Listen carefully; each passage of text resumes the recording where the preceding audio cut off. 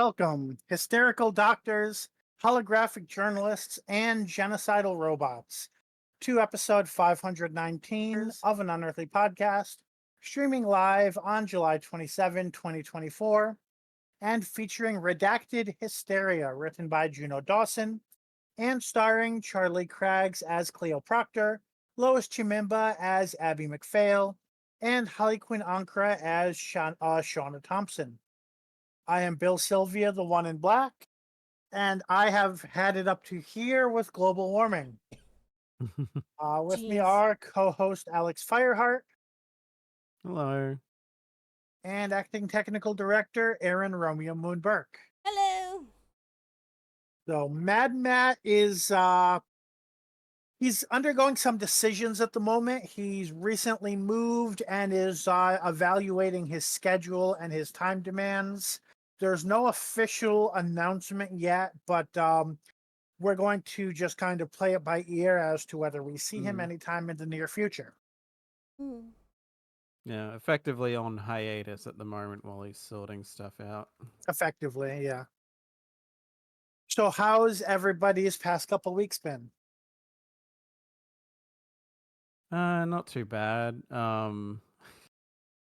I in a different Discord server I'm in, we do contests for wrestling stuff, and I decided, sure, why not? I'll handle the contest for a round robin tournament that a Japanese company does annually. So I've had to been keeping up with all the results from that. Which I have slightly fallen behind. For the most part, I was doing okay. But on day 6, I think, I was like a bit all over the place. And I still don't think I've properly watched the one from last night, but I just skipped through to find out the result. Which I'm probably going to have to do, because like, it's not as big as it was last year, because I think last year they had like 30 something people involved, so that was a lot of matches I needed to keep track of. But Right. and the only reason I'm handling it this year is because it was pointed out to me how to auto like sum everything. So I basically just have it like I have a list of all the wrestlers that are in it, and then like dates going across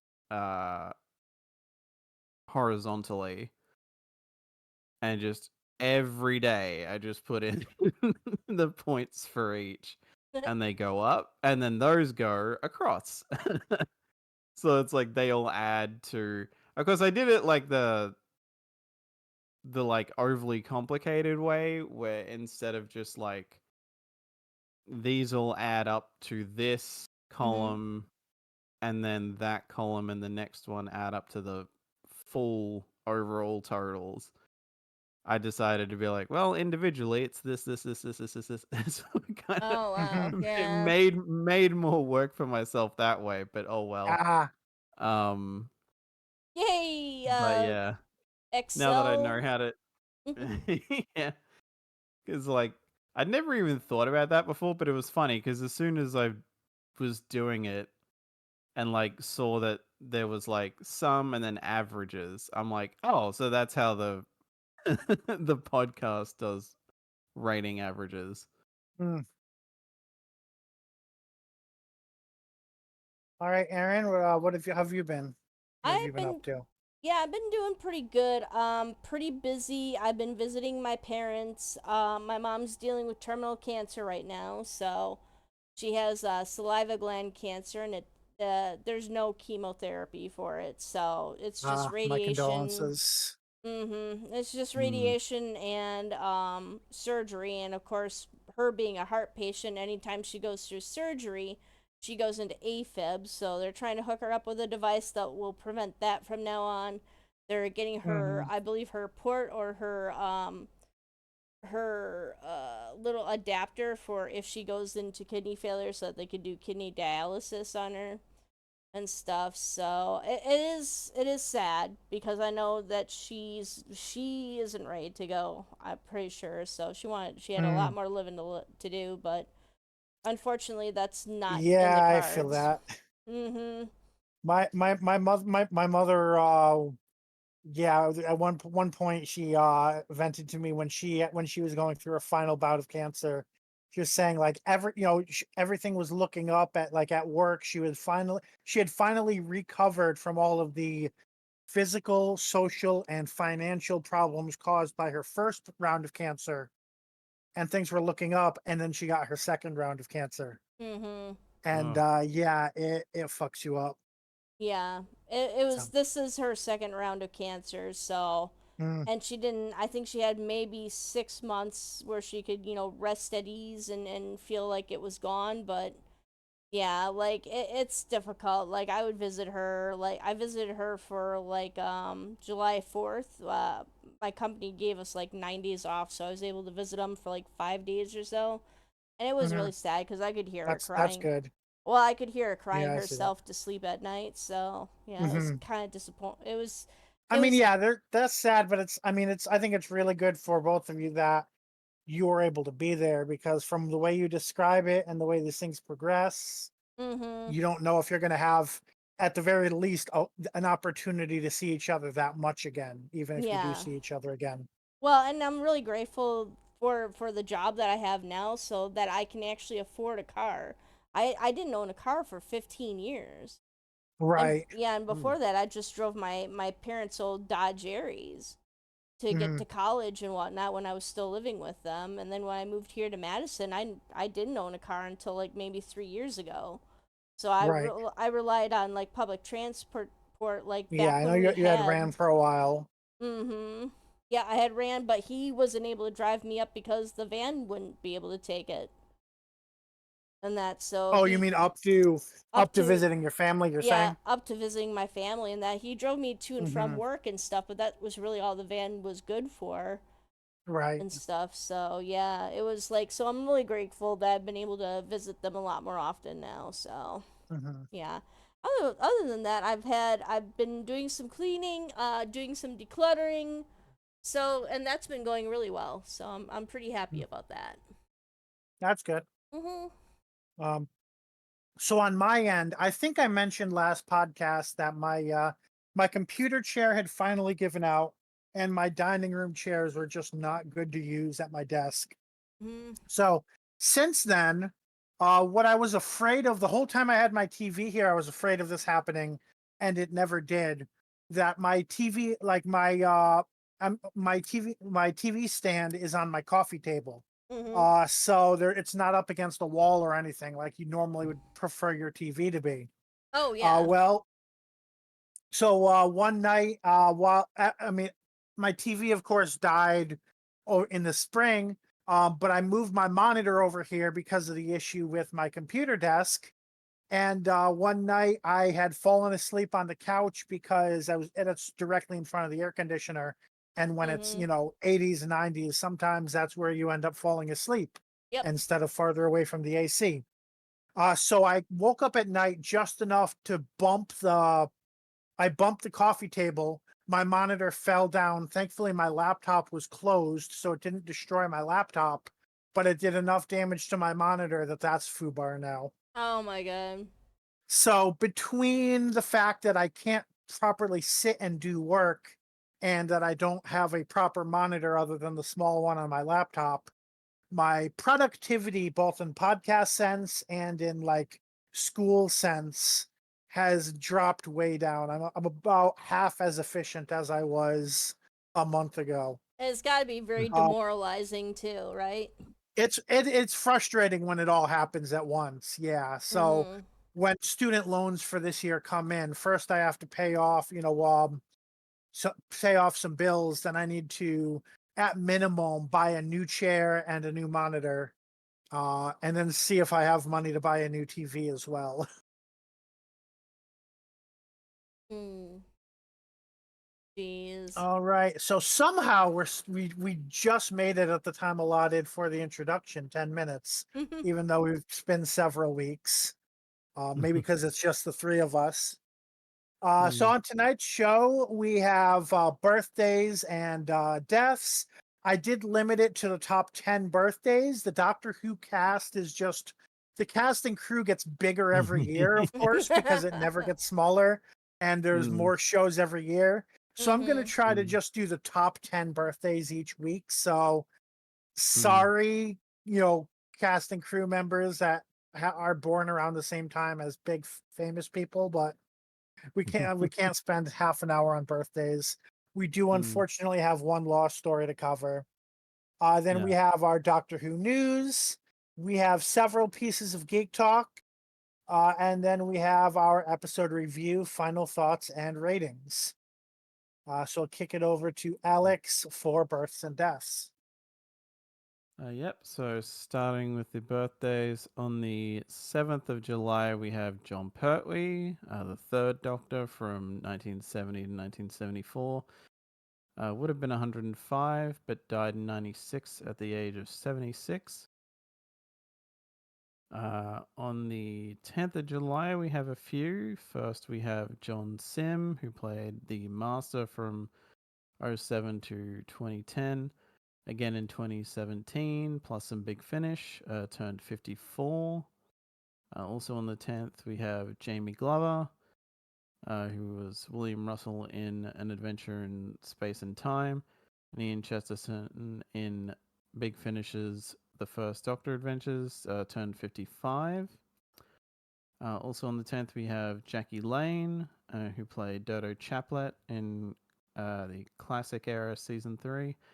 Would have been 83, but died in 2021 at the age of 79.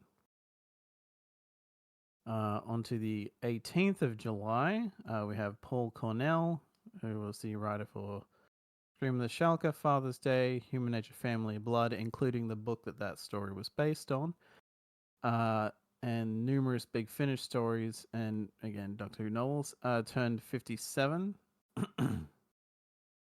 On the 20th of July, we have Sinead Michael, who played Sky in Series 5 of the Sarah Jane Adventures, turned 26.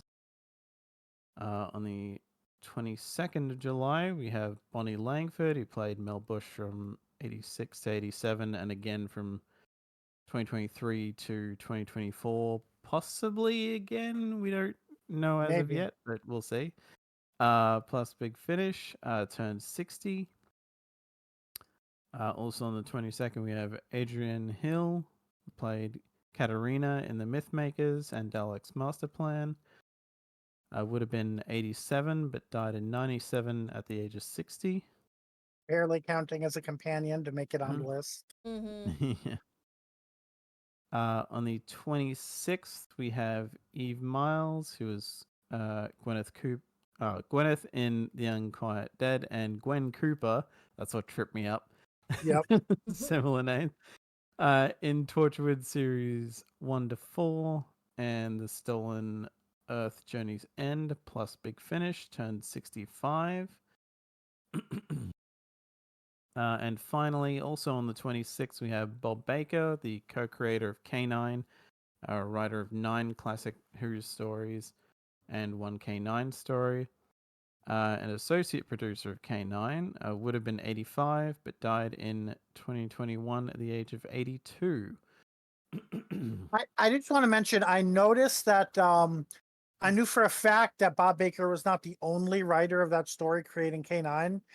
The guide that we use just says creator and doesn't say co-creator. So I'm pretty sure that's caused an erroneous report at least once in the past. So I figure I should bring it up now. Yeah. So happy birthday, John, Jamie, Jackie, Paul, Sinead, Bonnie, Broke the combo. Adrian, Eve, and Bob. Yeah. A lot of J names.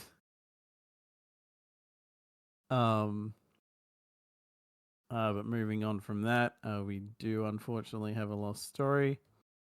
If I'm quite honest, I'm terrible at kind of like manipulating the words to just say my own shit, so I'm just gonna directly read from the DoctorWhoNews.net article. The actress Isan Churchman. I might be saying that first name wrong, but I think that's right. I please. always pronounce it like It's Yasan, but I'm pretty sure I'm wrong. And you're right. Oh, it's more the "an" bit. I'm not sure if it's that or it's Ah, "an" or something like that. But in any case, the actress Isan Churchman has died at the age of 99. Isan worked on 11 episodes of Doctor Who, providing the voice of Alpha Centauri, the hermaphrodite hexapod who appeared alongside John Pertwee's Third Doctor in 2 Peloton stories in the early 70s. She returned as the character in 2017 alongside the 12th Doctor Peter Capaldi in Empress of Mars. Isan was best known as one of the earliest soap stars, playing Grace Archer in the BBC radio series The Archers.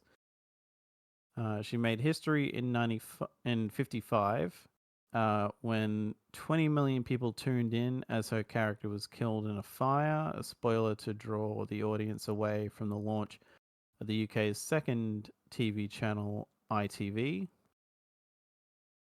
Born in Sutton Coldfield in the English Midlands, Churchman was a performer by the age of 13 with regular appearances in BBC Radio's Children's Hour. Radio was her main medium, but she regularly appeared on British television in series such as Z-Cars, not surprised, Crossroads, The Railway Children, Sherlock Holmes, and Softly Softly. Churchman was married to BBC engineer Tony Pilgrim from 1951 until he died in 2015. She died on the 4th of July, 2024. So, rest in peace, Isan.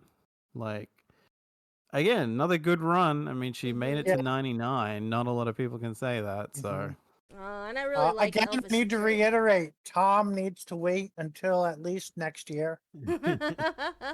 Losing too many of our Doctor Who elders this year. And did she play Alpha Centauri in the Big Finish episodes too? No, she did not. Oh, okay. Nope. Nope. She played it, and she played Alpha Centauri in the 2 classic and 1 modern on-screen stories, but not for Big Finish. Oh, okay.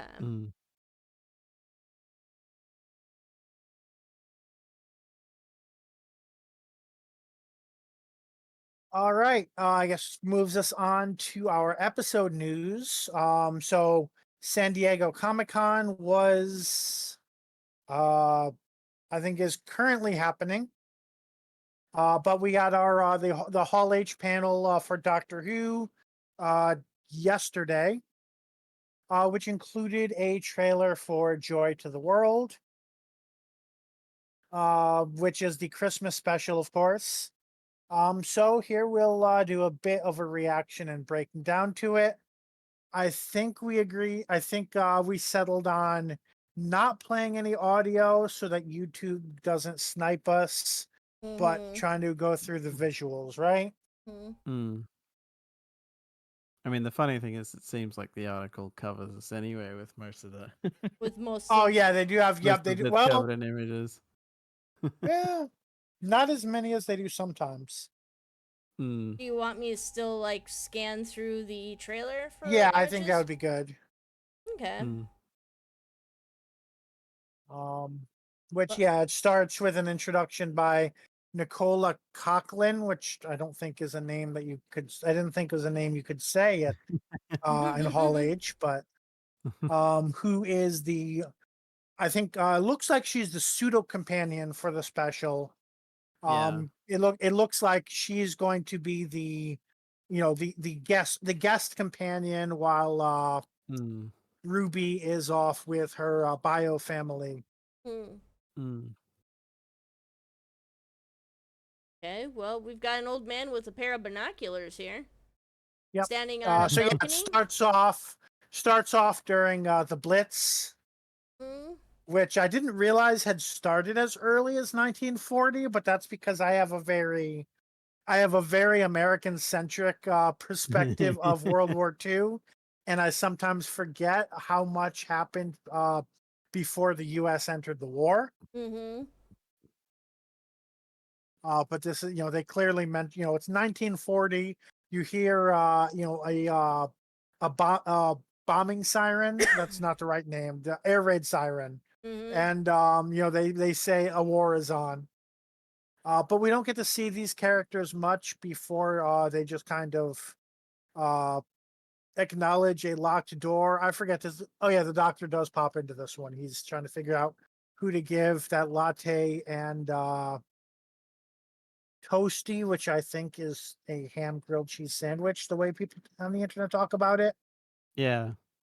Oh yeah, it kind of looks like Which a grilled cheese sandwich. Yeah. if Yeah. It's if just no a one will take it, I'll take toasted cheese both. sandwich. Yeah. Mm-hmm. Which, yeah, you can't put cheese in a toaster, so I've never understood that name. I mean, maybe it's what I do, like when I'm too ghetto to make grilled cheese, or when I'm out of butter, I'll put the bread on in the toaster, and then I'll throw the meat in the microwave, and then I'll put them together and add the cheese. Look at you having bread. I say as I'm out. Damn. I'm completely out of bread in my apartment. So. The, the food pantry has a 50-50 chance of having bread in it. So Dang. then we go to Mount Everest during the first the it's considered the first climbing, but considering that every climbing there are Sherpas doing the majority of the work, I have a feeling it's the first climbing by a white person. But the 1953 expedition of Mount Everest by I should have gotten his name when I looked it up earlier. Mallory or something? Thomas Mallory? Um I'm seeing Tenzing Norgay and Edmund Hillary. Or Edmund Hillary Hillary? is the name that I've heard, yeah. Which, Okay. okay, Hillary Mallory, I can see the connect where you Mm-hmm. got it. Um, Um. although Also, that was in May, so it's clear he's not going from Christmas to Christmas. Oh, we skipped. They're I not in was gonna say you chronological skipped order, so the I skipped one. Orient Yeah. Express. Okay, yeah. So there was. So what I learned from this trailer is that the Orient Express is not in the Orient. Oh yeah, there's a cover of Murder on the Orient Express by Agatha Yep. Christie.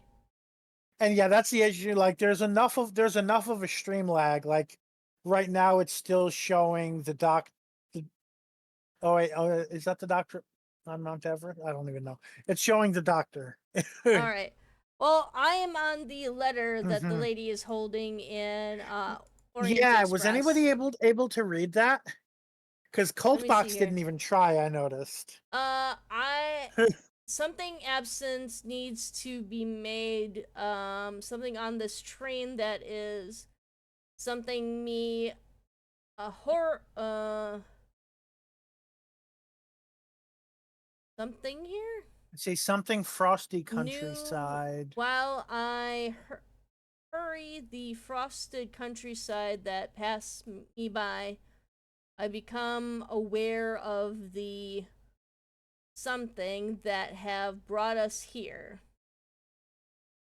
Okay, that just sounds like word salad. Like that. I thought Continents maybe she was a spot. continents apart, mine and yours, good and bad, old and new. I think about that the fact that parallel tracks will something cross. Instead, they blank something endlessly and similarly blank their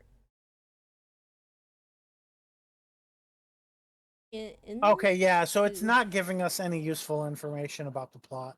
I Yeah. thought maybe Yeah. she was I thought maybe she was a spy and this was her like your mission is to, assassinate somebody on this train or something. It I mean, to sounds be like, fair, it could be coded. yeah. Mhm. So It sounds like some kind of a love letter or something like that. Though continents Right. keep us apart or something like that. Yeah. So I don't know if this is a historical reference to something. It's not a reference to Agatha Christie. So I Yes. do not know. That was gonna be my guess. Is this lady supposed to be Agatha Christie? Is this like her going missing? Because she did go missing for a little bit, and then I Yeah, believe but she turned that up was already again. oh, actually, This is 13 years before Agatha Christie died, or was it 1963? Did you catch the year? 62. 62. So 14 years before she died. When did let me look up, when did Agatha Christie go missing? But that was the Wasp episode. Hmm. Oh.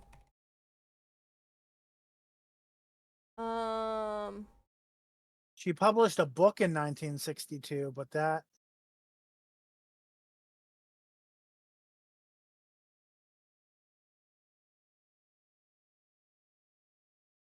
She went missing December 3rd, 1926 from her home in Sunningdale, Berkshire, England. Mhm. So yeah. So yeah, if this is a reference to anything, I'd love to hear it in the comments. But as far as I know, it's not. And then we have Mount Everest, which we just talked about.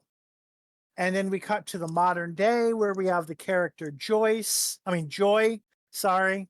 Who I thought Joy was supposed to be the name of a thing with the blue hair and the emotions, and that movie came. She goes into a hotel where we see the recurring the door with the recurring locked door. I don't know if it's the TARDIS with its chameleon circuit working or what. Except then this time a Silurian walks out and she threatens him with a hairdryer. And then the doctor finally gives, I guess, Silurian the ham toasty and pumpkin spice latte. And that's what we know about the story. So the Silurian is also carrying an attaché case. Maybe it's a Silurian yeah, bellhop? He looks like a businessman or something. he has a name tag on too, like as if he were working for the hotel. Oh. And he's got like a you're right. hotelier, Okay. yeah. So I had thought maybe like he was staying in a hotel room that just somehow got connected by this to time and space, but maybe not.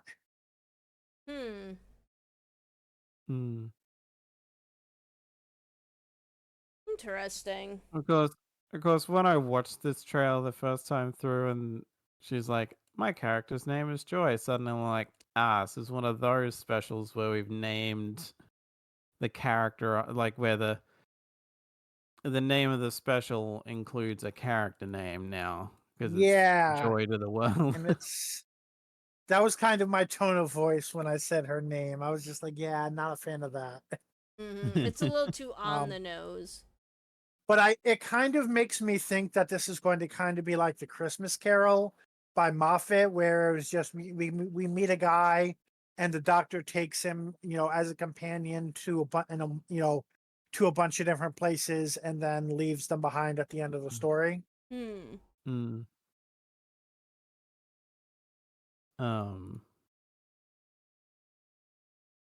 I will admit, after the Chibnall era gave us sea devils that look like sea devils, I was a bit disappointed to see a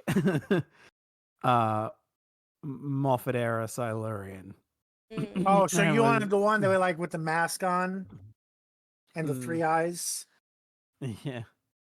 Like they did originally do a redesign for the Moffat era that was closer to the original, but just like a modern update. And I'm like, would have been nice to have that. Yeah. And I just looked at the time and realized that we've gone much longer than expected on the news. Any other major reactions to this trailer? No, I actually haven't seen the trailer yet, so I've been setting up for the stream, but still, I'll watch it here later, but...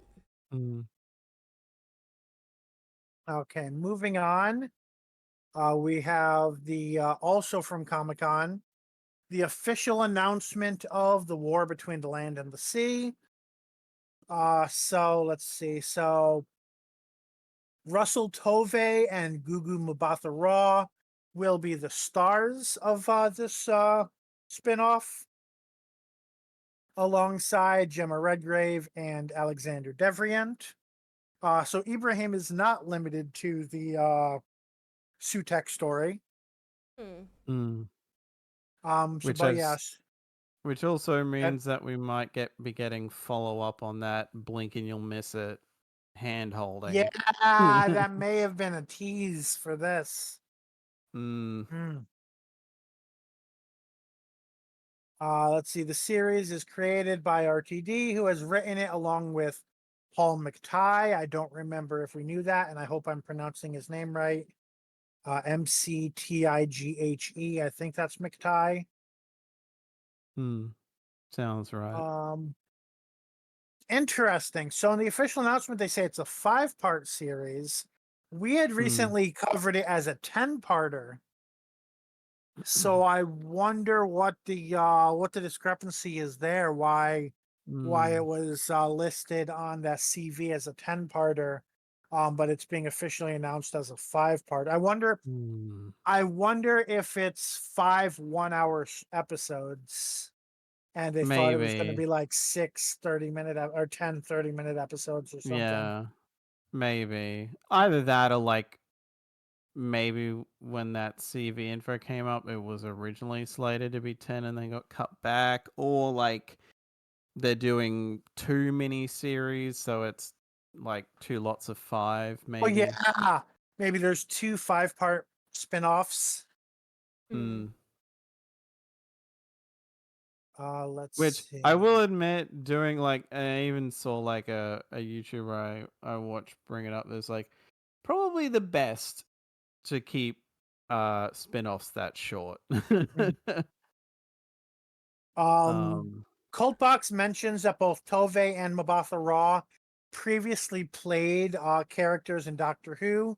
Tove played Midshipman Alonzo Frame, Alonzi Alonzo, that guy, and Mbatha-Raw played Martha Jones' sister Tish.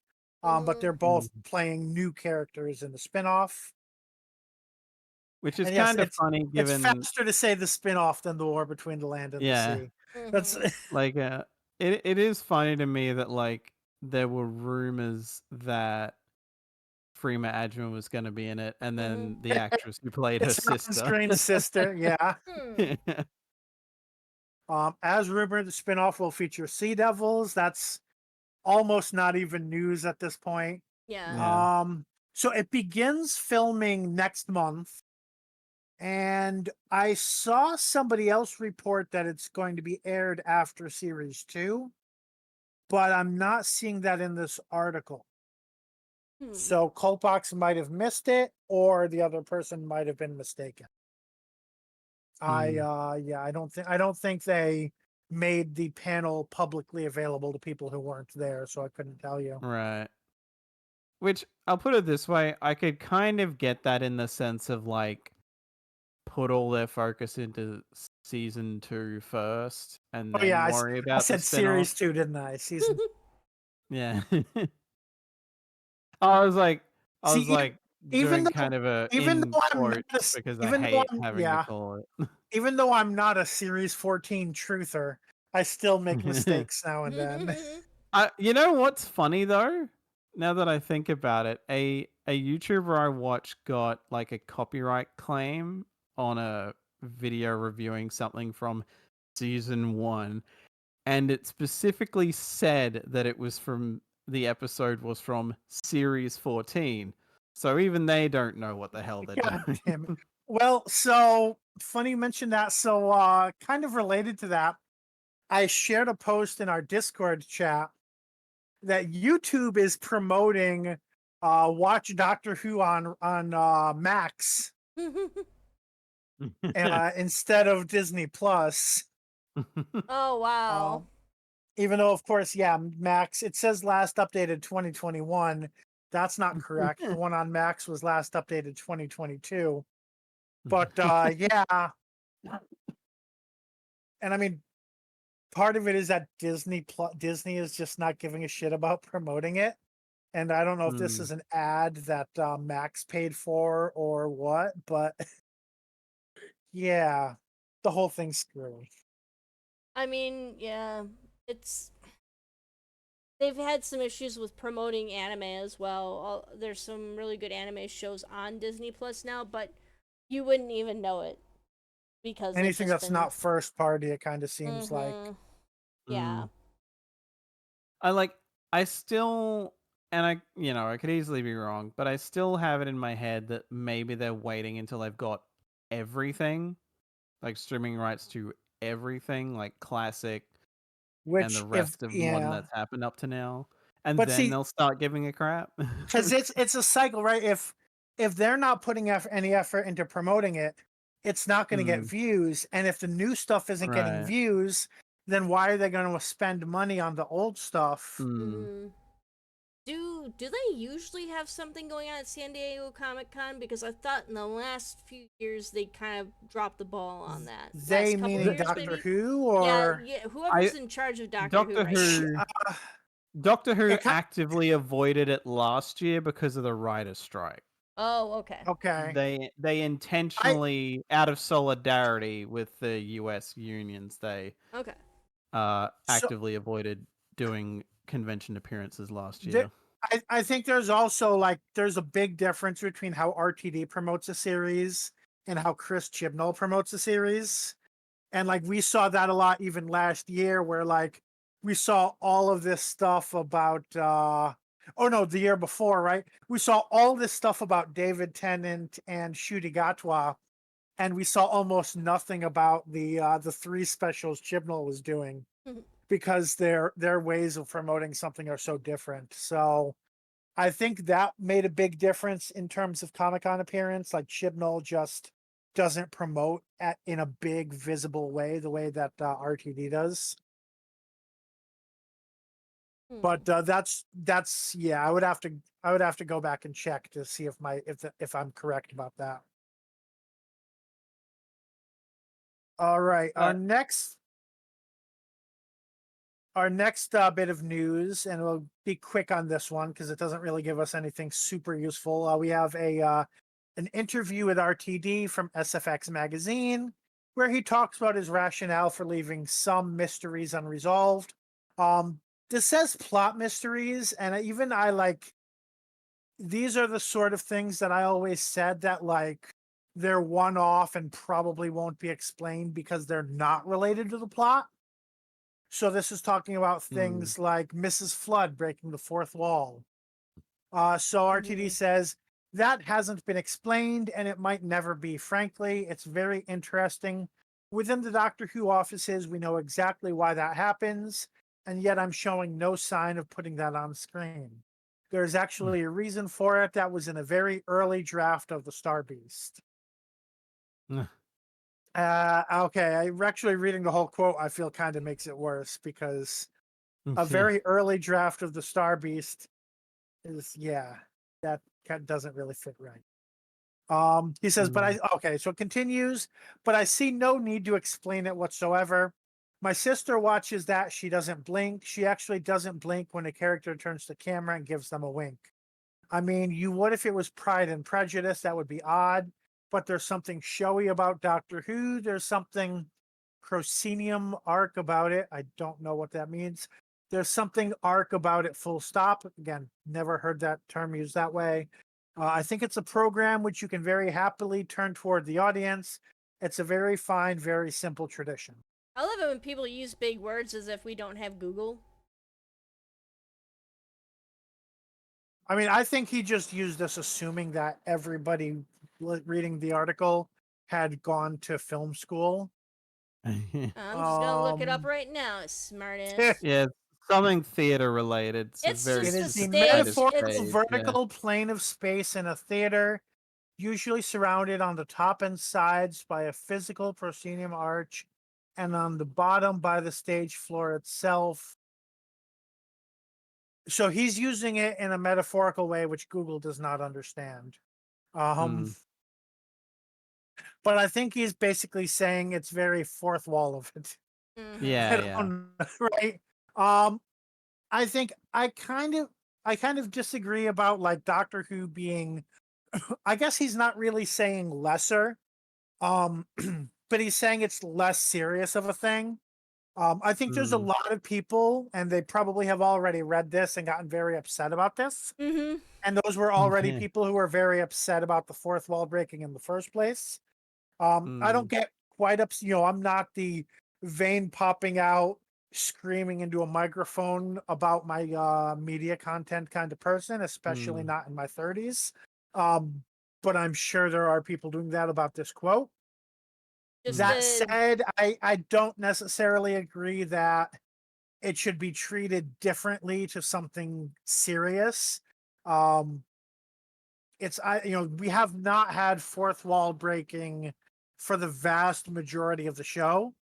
Maybe Yeah. one, like, The I only think, the instances, first the Doctor only did it once. The yeah. fourth Doctor did it maybe 2 or 3 times. Like Mm, in the sort of way where, like, wait, is he saying it to the audience or just himself, sort of yeah. deal. And But like generally, Cave Doctor Who is not a. Evangelizani also had that one guy who kept doing Shakespearean turns to camera. Ah, yes, you're right. But generally, especially since 2005, that has not been Doctor Who. Mm, And you can say that's part of his reinventing it, which I think is an argument that's kind of valid. Like, if this was not RTD and this was just showrunner number 4, we would probably take less, we would have less complaints about it than if it were, the fact that it's RTD and we expect him to do the same things he did in '05. I said we wouldn't spend long on this, and here I'm having a whole, this whole breakdown analysis of it. But yeah. Oh yeah, and there was a comment about Mavity. People are like, "Oh, when is Mavity going to be resolved? When are they going to turn it back into gravity?" RT says it's not resolved. It's permanent. It's absolutely permanent. That's what gravity is. It's funny. It's very funny, and it makes me laugh, and it's staying. I am 100% on board with that one. Yeah, I enjoy Mavity. Mavity's kind of a cute little thing. Mm-hmm. If you know, you I mean, know, right? I will say the only reason it hasn't completely grated on me so far is that he hasn't gone out of his way to write it into every single episode. That would kill it dead very quick. Mm-hmm. Because like I think it came up in all the specials, and then it's just like come up less and less and less and less and less. So it's like, okay, if we were like hammering it in every episode, then I'd be pissed off. Right? Yeah. And they also talk about the Richard E. Grant Doctor. Mm-hmm. And it's I'm not going to read the whole quote because it's the exact same sort of tone as before. He does say, like, to him personally it's the Shelka Doctor, but like it's not a plot point. It has no plot relevance. It's just an Easter egg. Yeah. Mm-hmm. Which I guess at Anyway, least we've got, which that could easily be a troll, but who knows? moving on from there, we have our book news. First off, Doctor Who: The Time Traveling Almanac will be released by BBC Books in October. It covers a year from the Doctor's perspective, with useful tips and information provided by the Doctor and friends. I don't know if this is a series that I just haven't been aware of, or like, what do they mean covers a year? Like the year of 2024? Is it just like a timeline sort of thing? I'm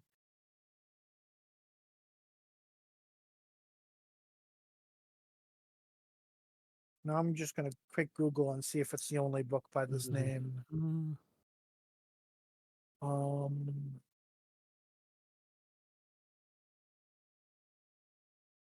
oh yeah, so there was a previous Time Traveler's Almanac in 2008. That was a chronology of the Doctor Who universe. So yeah, it kind of seems like this is going to be like a sort of tongue-in-cheek timeline of the history of the Earth in the Doctor Who universe. Um, and it comes out on the 3rd of October, at least in the UK. And we have a Candy Jar Books update. So the latest books announced by Candy Jar. There's Lethbridge Stewart, Intelligent Task Force by Jonathan Blum, or possibly Bloom. There's Lucy Wilson Mysteries, Stop the Clock by Cherry Cobb. Well, wait, actually, do they give a publication date? Okay, so that first one is available on pre-order. And is there a release date? Release date. I don't see the release date. But that's available for pre-order. Lucy Wilson one is also available for pre-order. So we'll just assume this being Candy Jar, all from the same publisher. These are all things available for pre-order. Then there's Companions, 60 Years of Doctor Who Assistance. So this is a nonfiction book focusing on Doctor Who companions. I might be interested in checking that one out. Yeah. Hmm. I see a few of my favorite companions right there. All right. Moving on. Next is The Gold Archive, Invasions of Earth, A Secret History. Will also be released in October. This one is from Penguin. And we've actually got some photos of what's on the inside. So this is kind of what I think the Almanac book is kind of going to look like inside, but I might be wrong about it. But we've got it looks like it's basically from a unit perspective on these different aliens that have invaded Earth and Doctor Who. Clips of looks like fake newspaper articles and stuff. So is this a coffee table book or is it? Let's see. It certainly looks like Do it they would even be have? Do they even fun. use the word coffee table? And is it? I've never heard tea table. No, because you eat tea on a different kind of table. You don't eat it on a coffee table. Do All they it like? says is hardback, but I'm wondering like how big the book is because it's a little deceptive from that photo. It could be coffee book Yeah. size, a coffee table book size, or it could be like a regular hardcover. Hmm. Do you have like when I say coffee table to you in Australia? Oh Does that yeah, make yeah, yeah. sense? I have Okay. a coffee table, so. Okay. So yeah, I don't know if they have coffee table books in Britain. Maybe they do. All right. Now we move on to Big Finish news, which is a good chance for me to stop talking for a couple minutes. So first off, new releases on the 9th of July. Saw the release of Second Doctor Adventures: Conspiracy of Raven, written by Mark Wright and Nicholas Briggs, and starring Michael Troughton and Fraser Hines. On the 11th of July, we saw the release of Torchwood Art Decadence, written by Ash Arby and starring Simon Kane and Will Scolding. And I will just take a second to say that I did look at the cover for this one, and that looks remarkably like the Kinder Snake. So, like the Mara. So, yeah. Anyway, moving on to the 17th, saw the release of Doctor Who Goth Opera. The novel was written by Paul Cornell, as being adapted by Elizabeth Miles, starring Peter Davison and Janet Fielding. On the 24th of July, saw the release of Doctor Who Operation Werewolf. The novel was written by Robert Kitts and Douglas Camfield and is adapted by Jonathan Morris and starring Michael Troughton and Fraser Hines. No upcoming releases, but we do have the big Finish story. Is that Jodie Big Whittaker? squared. Yeah. Jodie Whittaker is returning to portray the 13th Doctor in audio dramas, along with Mandip Gill coming back as Yasmin Khan. Which, good?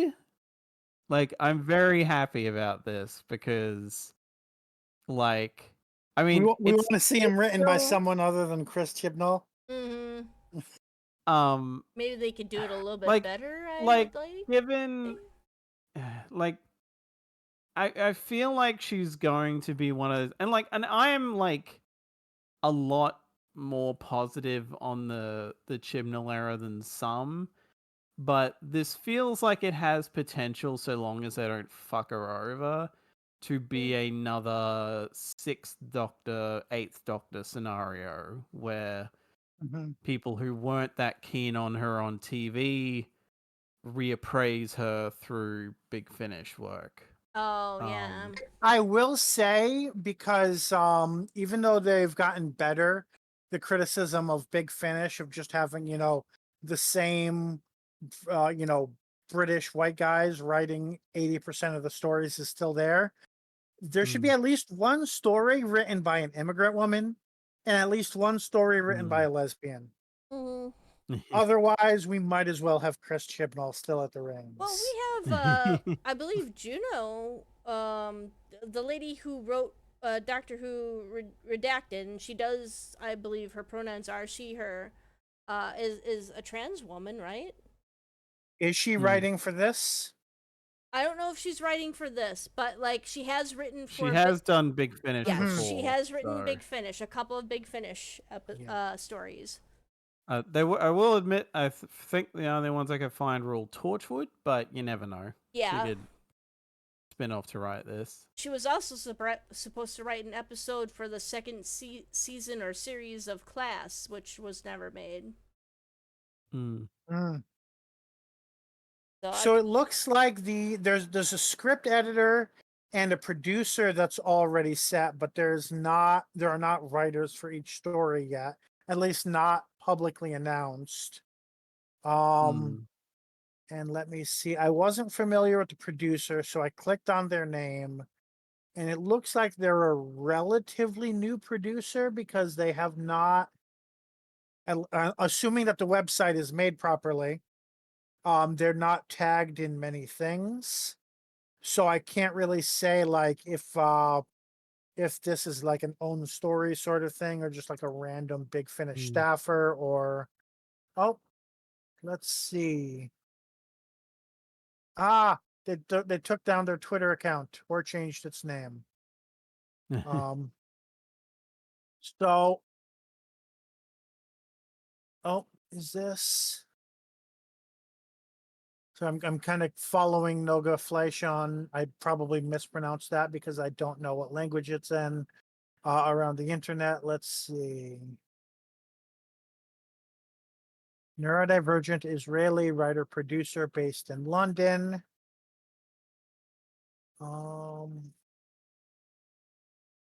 I'm going to say there are some yellow flags that having an Israeli producer writing for a Pakistani woman could raise, but I'm going to say Mm. hopefully Big Finish.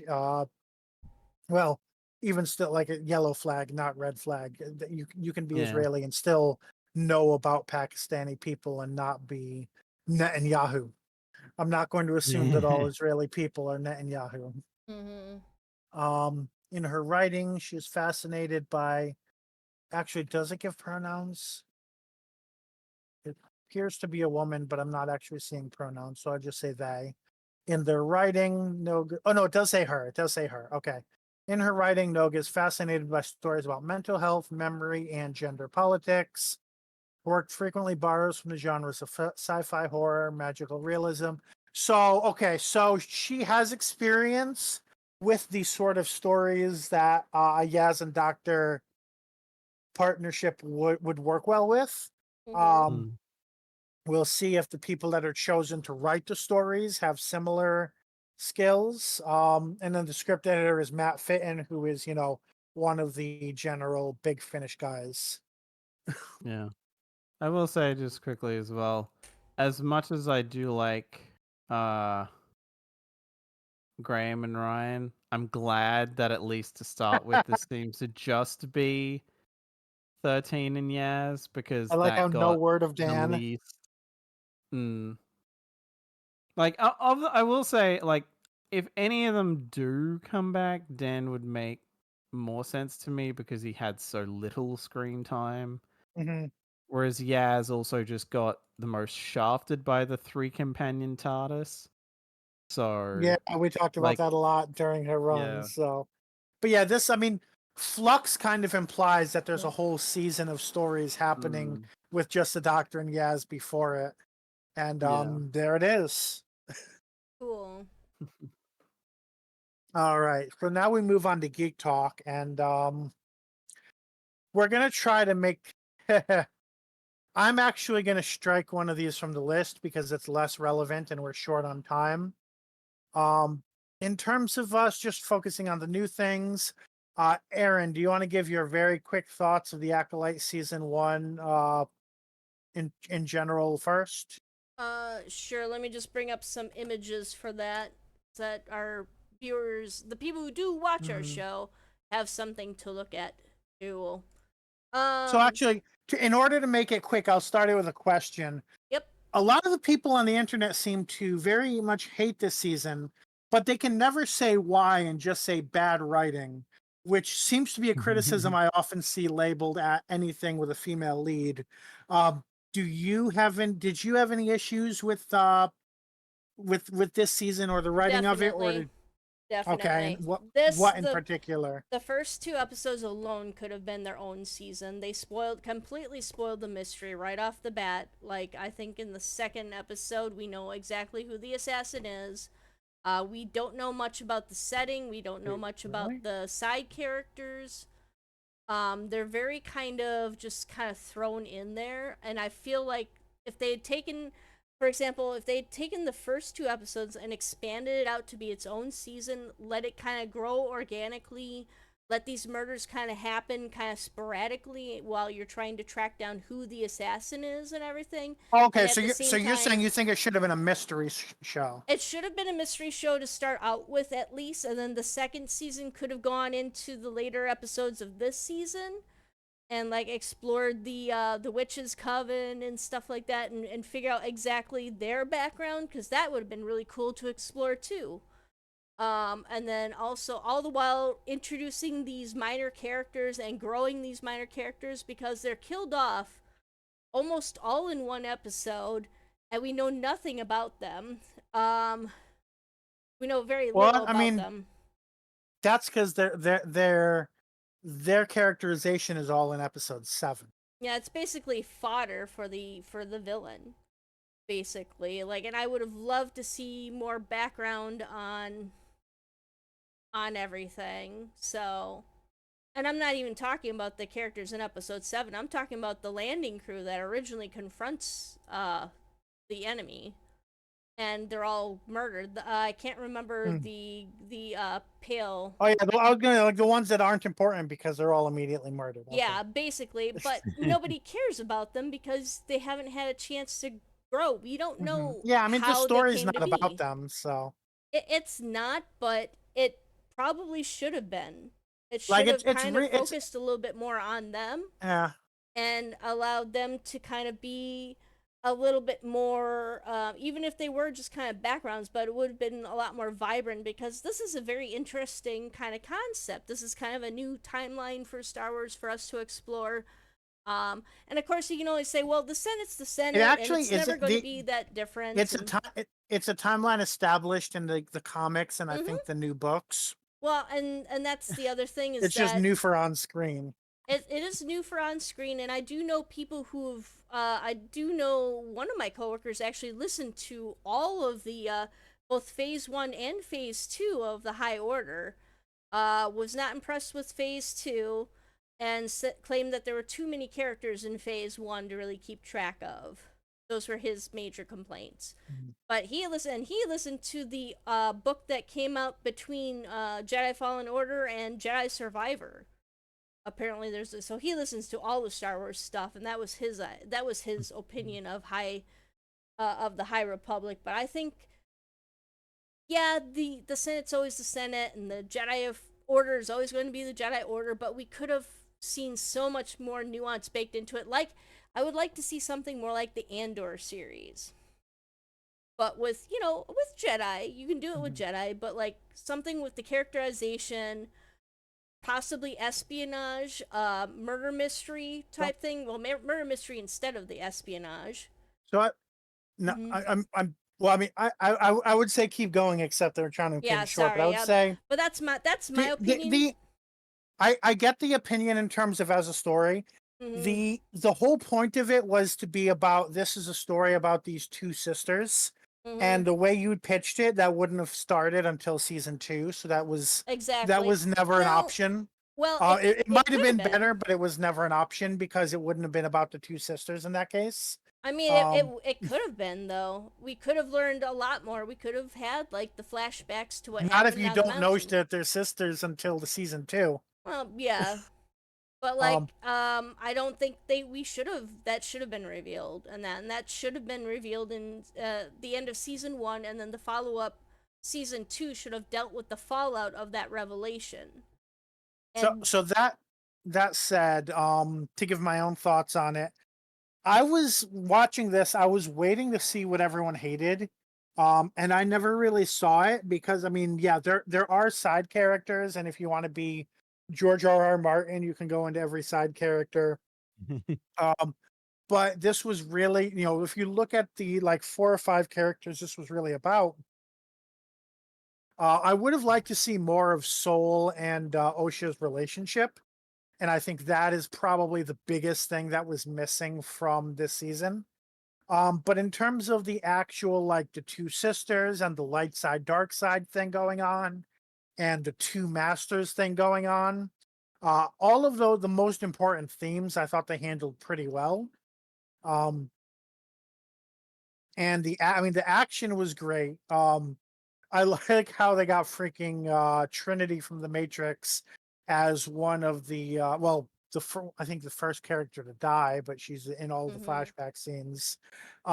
So that was interesting. It's definitely very like Matrix inspired action, and the Jedi are almost too powerful in Mm-hmm. some ways, but I thought it was interesting looking at as just a side story. I didn't know that any of the characters were returning until I read some reviews after the fact. Um, and yeah, you like the way you described are basically alternative, like alternative pitches. But for the show as it was pitched, I think it was all right. I think people were biased against it from the start because the way it was pitched made it sound like the story of Luke and Leia, and as if they thought that that was completely original. But this is actually pretty different from that, and I personally liked it.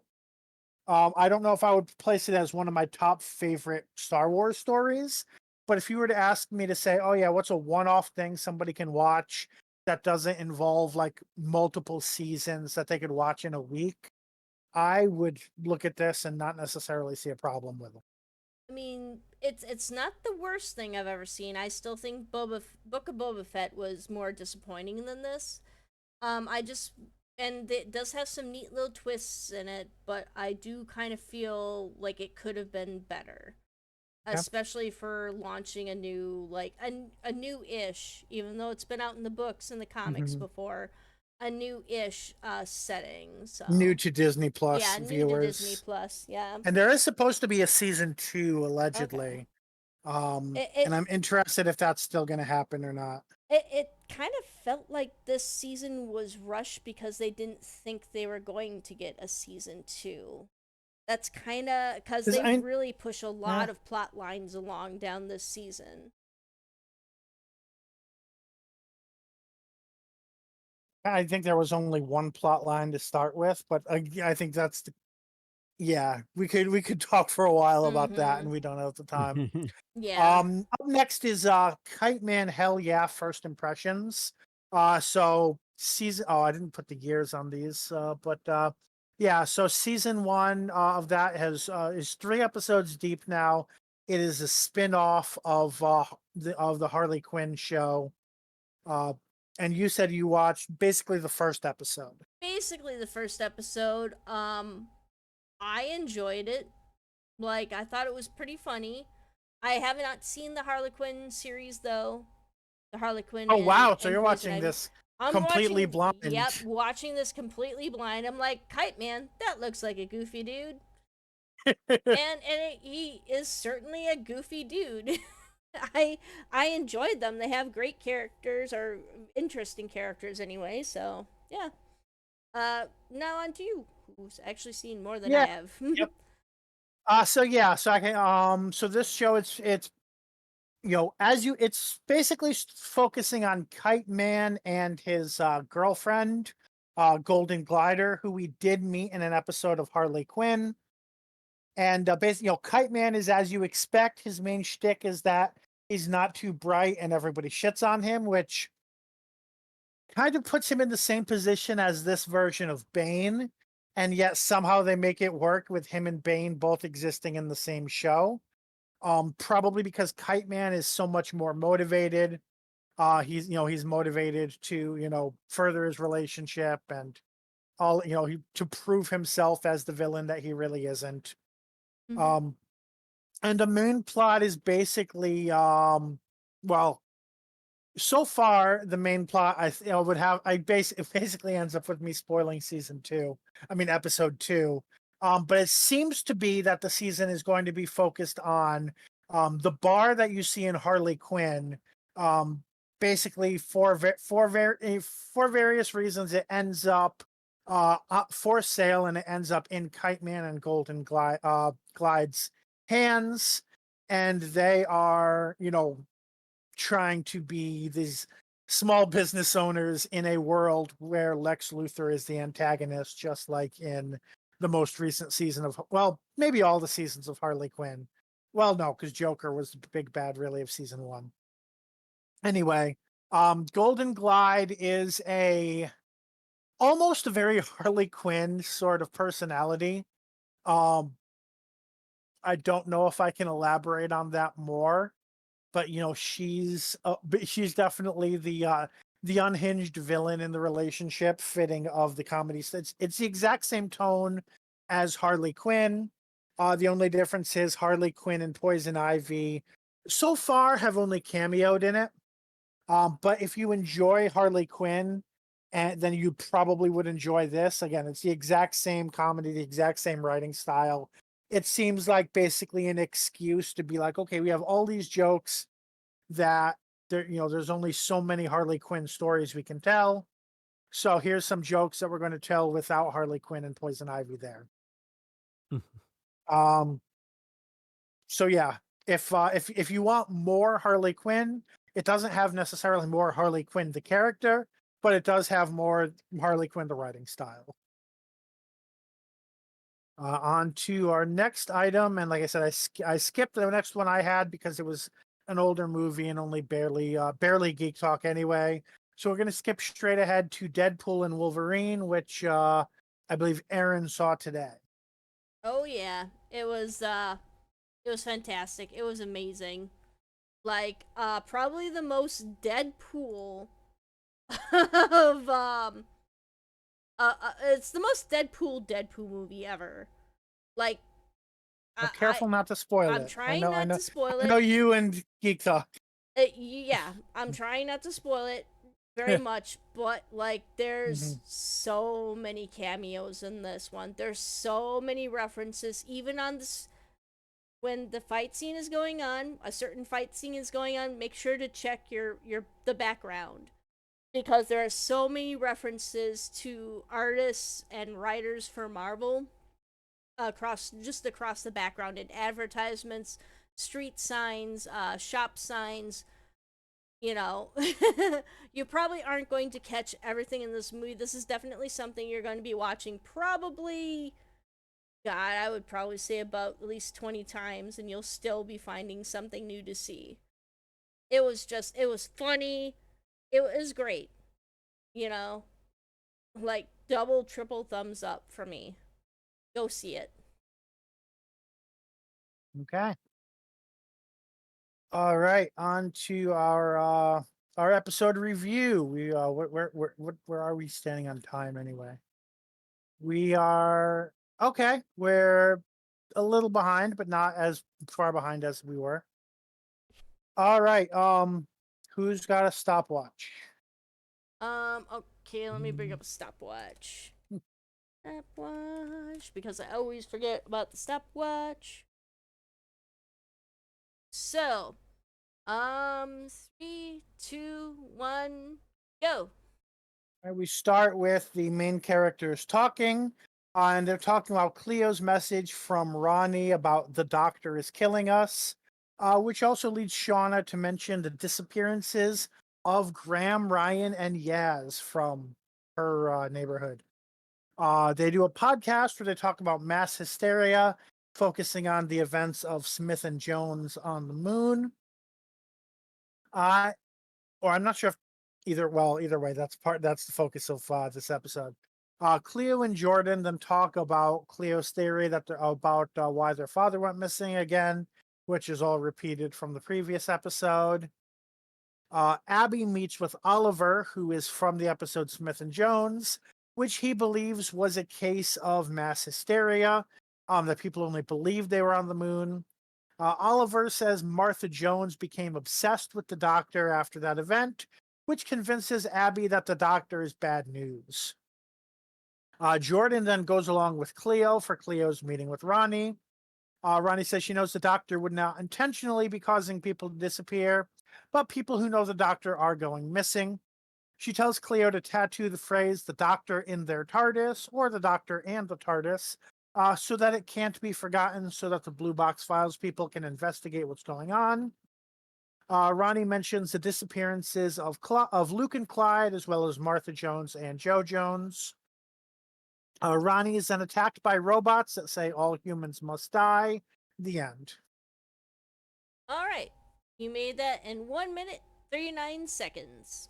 All right, still under 2 minutes. I forget what our record from last week was.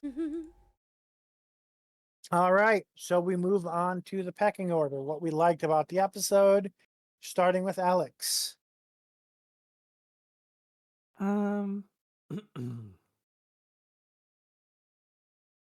Ooh.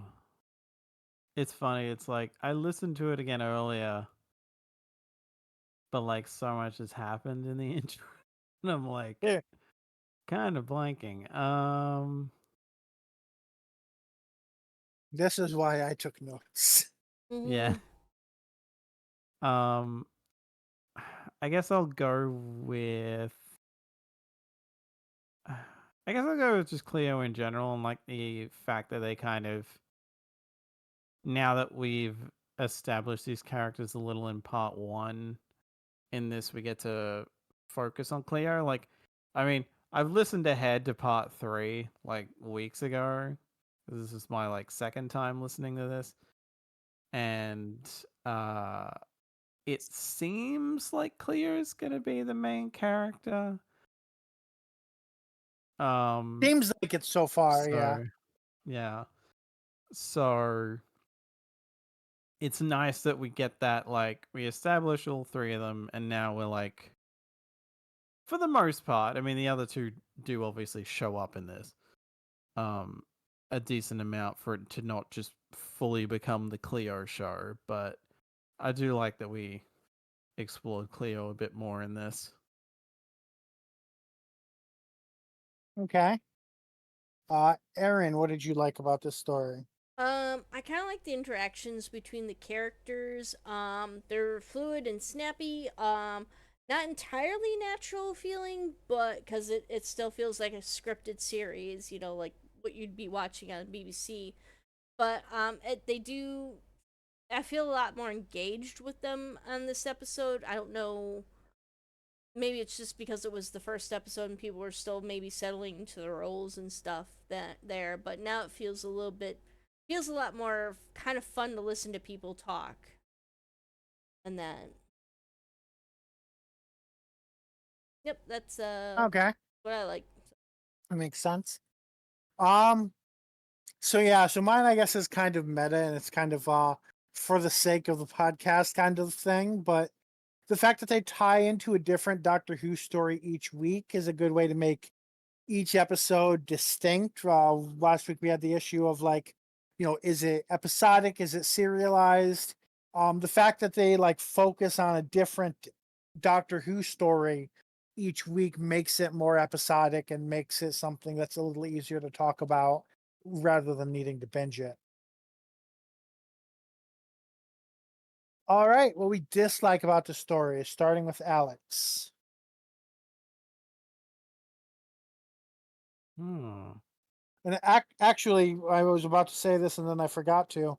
But before the podcast, I was trying to figure out why Jonathan Majors was trending because nobody would explain it on Twitter, and we just figured it was the Hell site being a Hell site. Apparently, Robert Downey Jr. has been cast as Yep. Doctor Doom, Mhm. which caused Jonathan Majors to start trending. Because fuck Yeah, it. give Because I guess 'cause they're shifting to a focus on Doctor Doom instead of yep, Kang. yeah, Hmm. rather than just So recasting Kang. that's our non-Doctor Who Comic Con news for the week. All right, Alex, Mm. what you Interesting. disliked?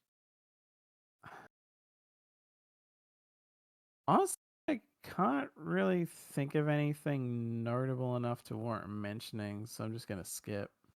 Okay, so we got a pass. Aaron, what did you dislike? Dislike. For me, I'm just gonna say that it's still hard to tell the difference between Abby and Shauna. Like Okay, at least for me, I don't know. Like I tried looking up the actresses, and they're obviously different. I try to get their faces in my mind whenever I hear one of them speaking what and you would stuff. help if you ever saw the faces, right? Yeah, it would help. So, but I don't know if it's just their accents sound very similar to me. I think so. But I don't even know because I know like what is it Abby or Shauna that lives one lives further away from the other. And because she's like, well, it would So, take me like hours just to Sh- get into London. so Shauna must live in Sheffield because she knows the families of Graham, Ryan, and Yaz.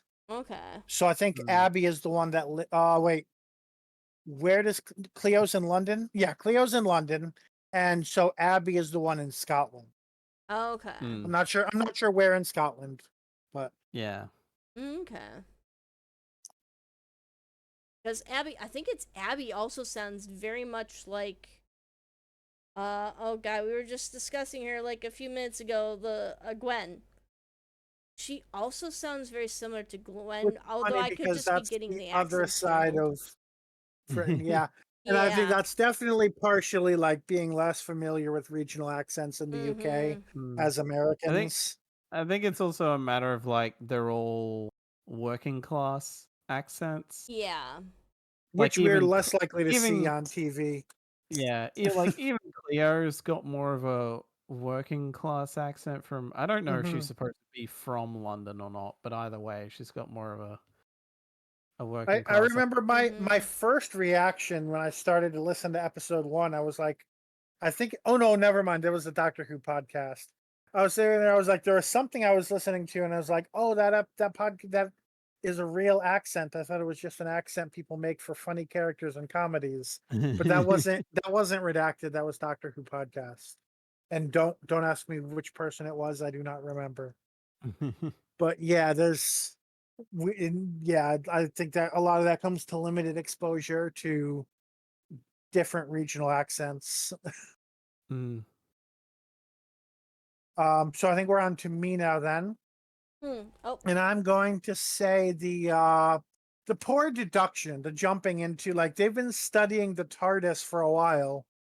And yet they're in the position of oh well, we think the doctor is a serial killer because of this very little information we've gotten. And even the like oh, Martha Jones became obsessed with the doctor. Well, this must mean that the doctor is a bad person. Mhm. Um, like, how have you been following the adventures of the TARDIS? And like, that's the first, Mm. like, that just feels like they're very poor logic Mm. abilities. I mean, to be fair, in the thing with Martha, it's like, oh, she became obsessed with this guy and then disappeared off the face of the earth. So it's like, I guess I could kind of see if you're like just taking that at face value, how you could kind of draw the wrong conclusion from that. I wonder if there's an episode focusing on the Centauran stratagem Poison Sky. Hmm. All right. Huh. Hmm? I'd almost want to listen to the Blue Box Files. Ah, right.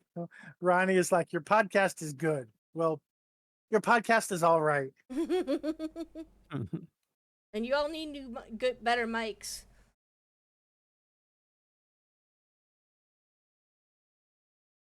All right. Favorite scenes, Alex.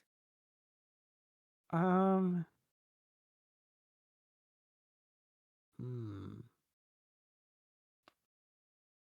Honestly, like it just literally just came up, but it is probably that. It is probably Ronnie, like trying to talk them up and then being like, "Well, actually, you're not that great. You need better mics." But still, That part of the Ronnie conversation. Okay. yeah.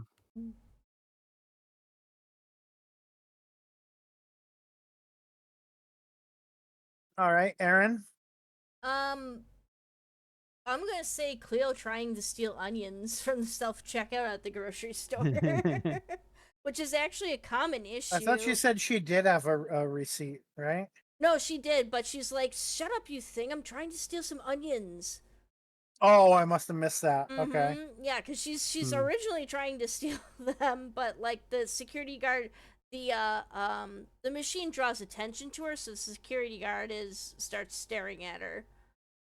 Got you. So Okay. yeah, because like See, was it? I knew that I saw I heard the security guard staring at her, but I thought like they were kind of trying to go with like as a social issue sort of thing, and be like, oh, the security guard's staring at her because she's trans, and so she pulls out her receipt Yeah, or something. cause like she's trying to steal them. The machine makes noise. She's like, "Shut up! I'm trying to steal some onions." And this is actually a really common thing that happens in stores. I believe there was a store chain in Australia where they were selling more carrots than they had in stock. And so they looked further into it, and it turns out that people are bringing up like bags of shrimp and weighing them up as carrots. And that like expensive shrimp and other items and stuff. So it's actually, something that I've heard before in the news. Mm, So, and it kind of paints Cleo as she's not an angel, There are things mhm. that maybe she doesn't make enough money to, which is kind of sad to think about, or that she doesn't make enough money to buy onions, or Yeah. See, I don't have a car, and I live off Instacart, so it'd be very difficult for me to steal onions. yeah. It could just be. I would like to hear the reason why she was stealing the onions. Maybe she just wanted the thrill, or maybe she hates the store owners or something, or you Well, know, clearly, she wanted onions yeah, and didn't have them. yes. So this is like a whole story plot point now. So, but All yeah, right. I liked it. So yeah, I'd say my favorite scene was the whole thing with Ronnie. It's just, for one thing, it's always great to see her character develop. Just Hmm. seeing, because we saw her as like this. She was a companion to Sarah Jane who kind of stood out as having potential. And here I mean, I've covered a few. I've listened to a few Big Finish stories that included her. Hmm. And it's good to just see her developing as a kind of alternative companion sort of character. Mhm. And it just makes the character feel more like, I mean, it makes the story feel more solid. It's like here we have like the Doctor Proxy character, and it's like doesn't need to be a Doctor Proxy, but it's a character who knows what she's talking about and is like interested in the story, right? We've been getting these vignettes from the lives of the main characters. And here we're really getting, this is your call to action. Mhm. This is your aunt and uncle being killed by stormtroopers. This is you being given the One Ring. Mhm. It's time to kick shit into high gear. So it was really nice to have that moment. I didn't watch Sarah Jane Adventures. I still haven't seen all of it yet, like just a few episodes that reviewed. But did Ronnie actually leave during one of the seasons? Because I thought that she wasn't with the series all the way through. So I think, if I'm remembering right, she joined when Maria left. So Maria was Yeah. there Okay. season 1 and part of season 2, and then Ronnie kind of took her place. Oh, okay. Yeah, and Ronnie stayed until the end pretty much. I assume the idea is that in the if the show had been able to keep going, if Elizabeth Sladen hadn't if we hadn't lost her, then she probably would have been written off in the next She would have aged. Yeah, she would have aged yeah, out should and have gone to aged out, yeah. university. Yeah. Like it probably I feel like either it would have been both her and Clyde that did, or it would have been maybe Ronnie leaving, Clyde staying for another series, and then that kind of a thing. Given that Luke had already been That written out as well. it would partially depend on whether they had the balls to follow up on the romance subplot, but also the fact that it depends if they would have thought that Sky was enough of a companion to carry the show by herself, Or if or Sky they probably could would have think gotten a of bunch of new friends. yeah, probably. Just to age the cast down again. Mm-hmm. We've been Power Rangers Turbo all over again. For those who remember the 90s. Power Rangers was more of my little brother's thing. Mm. All right, least favorite scenes, Alex. You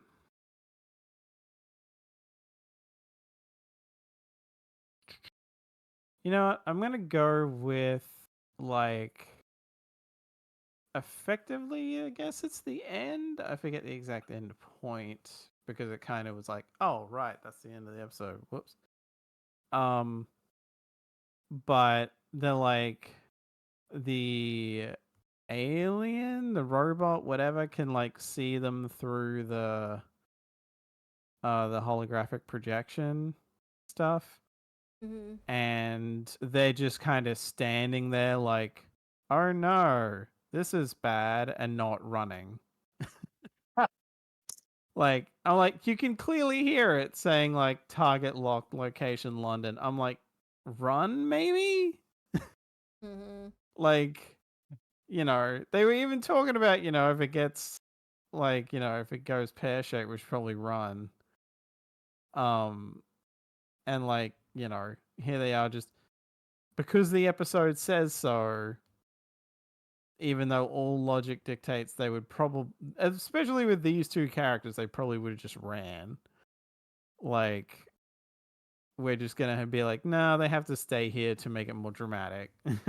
So, your point is the logical one. I would say that this is really hard to do on TV, and it's even harder to do in audio. And that is shock.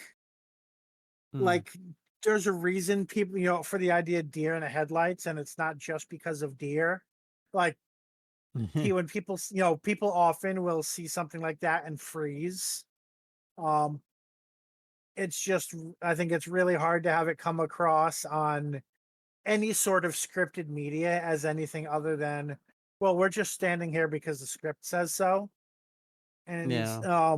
and especially again in audio, like I could almost see you almost would have needed to add in a line, be like, hey, stop, we need to move. I no, shut up, we need to move, that sort of thing to show what's happening.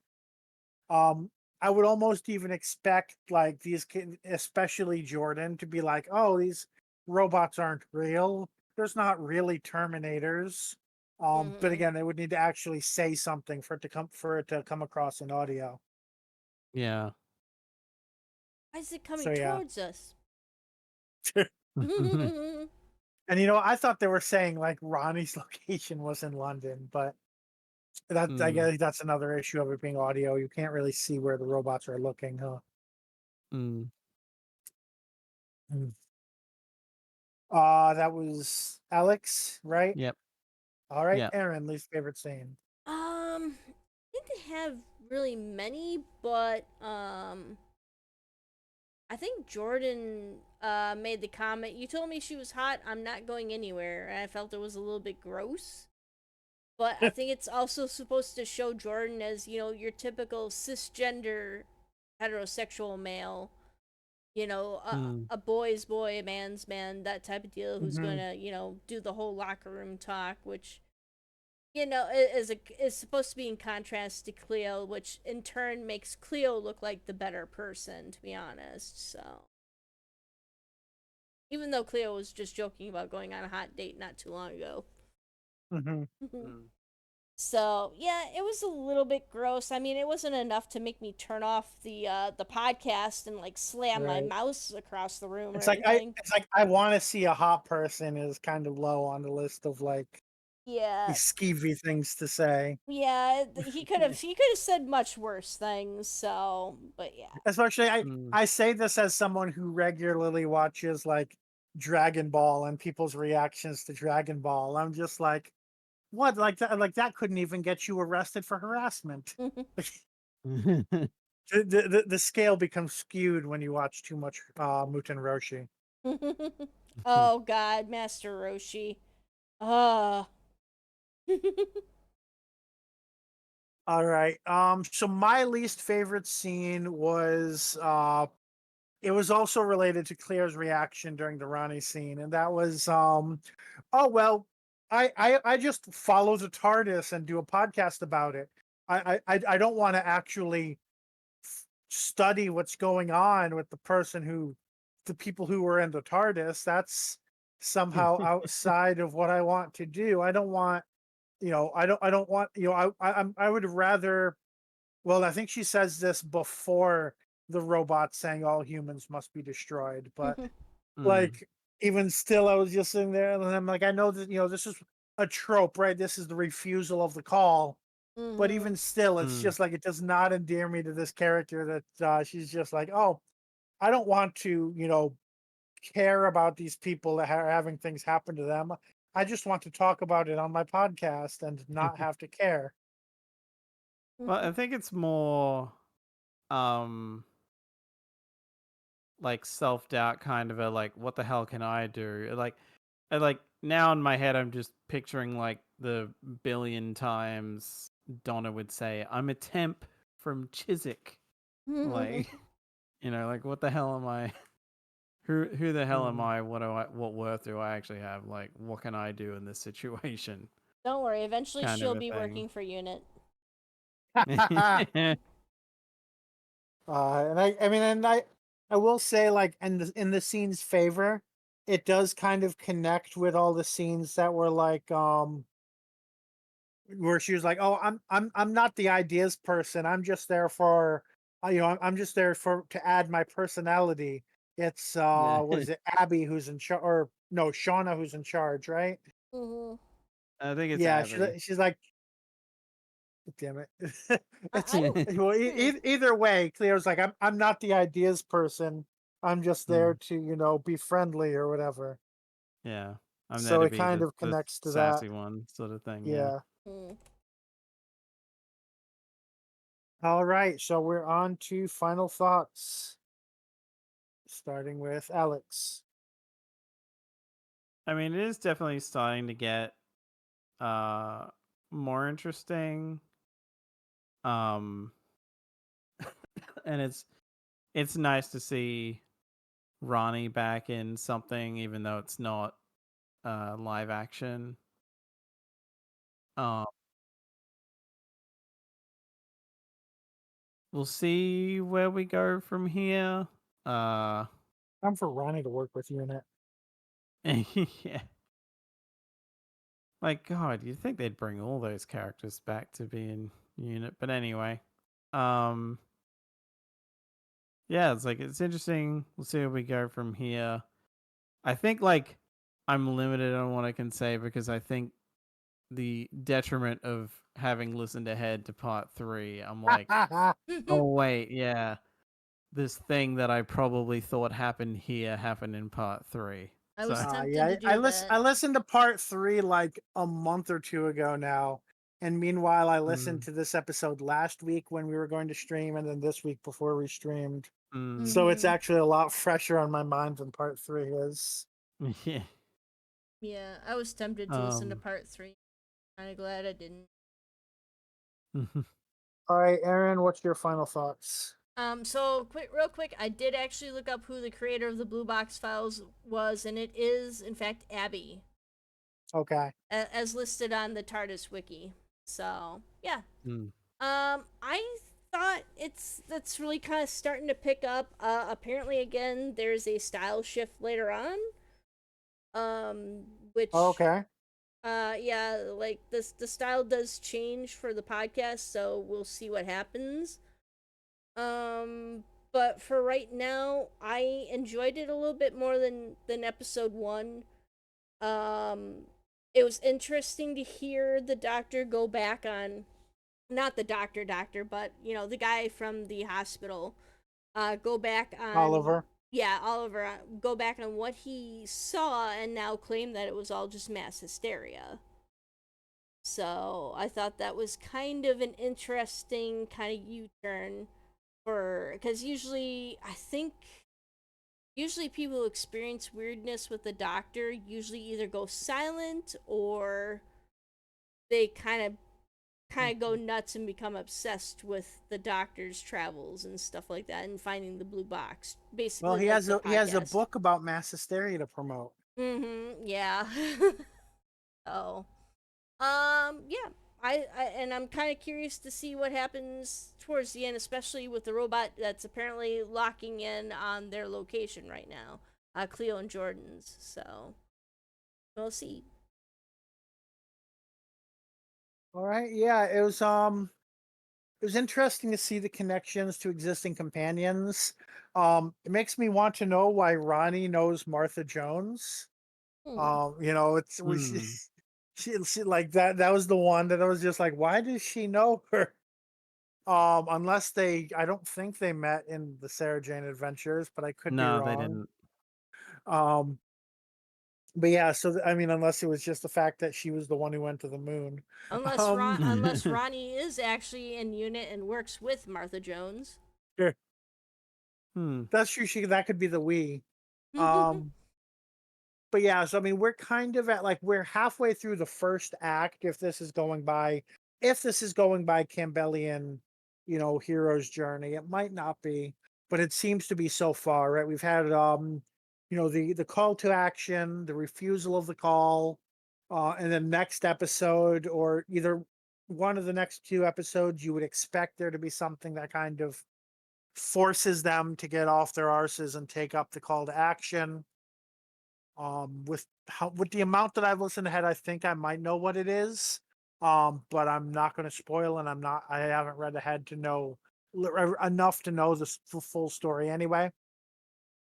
But yeah, so at it kind of puts me in the place of, okay, now I really want to see them going out and doing stuff and solving problems and meeting more people than just Ronnie, but Mm-hmm.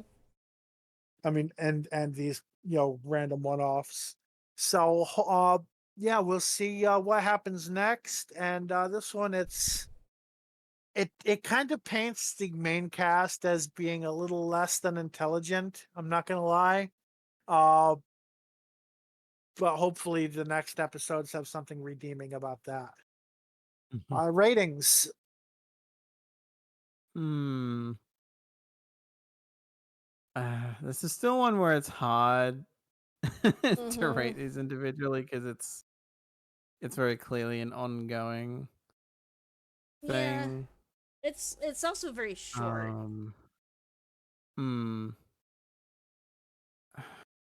Best I can think of is just giving it 3.5 again. 3.5, same as last week. Aaron. I almost forgot we were supposed to rate these. I'm gonna probably go with 3.5 as well. 3.5, also I same as last week. mm, I think I'm going to say 3.0 for this one. So that averages it out to a 3.33, which is Number 367 or tied for 363 out of 479 things reviewed. It is on par with Big Finish, Destiny of the Doctor, Vengeance of the Stones, and Absolution. It is not as good as Destiny of the Doctor, Night of the Whisper, Blue Forgotten Planet, Terra Firma, or Fourth Doctor Adventure, Trail of the White Worm, the Poseidon Adventure. And it is better than the Mahogany Murders. I think that was Mahogany Murderers, actually. First Doctor Adventure is the Destination Wars. And I don't see any other Big Finish around that area. All right. So that's what we have to say about Hysteria. Let us know in the comments what you thought of this week's episode if you've watched it. Don't forget to like the video if you've listened this far. Subscribe on YouTube to get our exports every week, or follow on Twitch to get notified when we stream.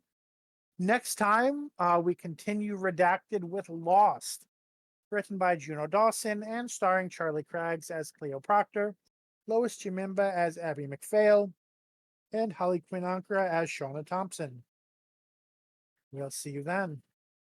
Bye bye.